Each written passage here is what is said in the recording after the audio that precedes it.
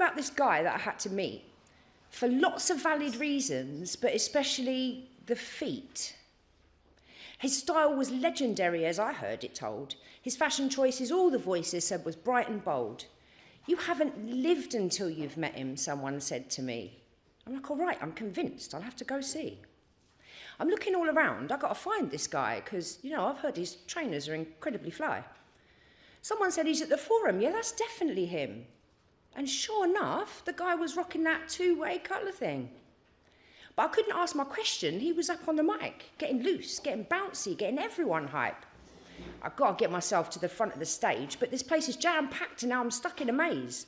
There are people everywhere. They were rocking and grooving, swaying left and right. The whole room was moving. Little spaces open up and I'm sliding forward, fitting in between the bodies. Yeah, my shapes were awkward. But nothing's going to stop me from getting up to the front. This has turned into a mission. It's a sneaker hunt. Now there's a gap between the rapping and the sound goes down.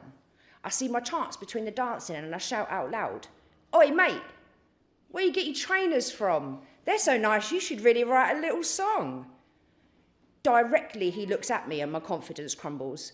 The next words out my mouth were just barely a mumble, because he's looking at my feet, trying to work out what I'm wearing, but the lights are way down low, so he's really proper staring. He said, "Where'd you get yours from? I can't see them in the dark." At this point, I did admit I bought these kicks from Clark's. He starts to grin, and now I think he's either drunk or high. He says, "That's really cool." I say, "Please tell me why." Well, the answer that he gave me was a great perspective on what it really means to be the fashion collective. To buy into the labels is to play the game.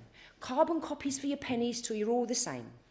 We place a lot of stock in label recognition, judging others' threads like it's the Inquisition. Dress a tick over your talent so they know your worth.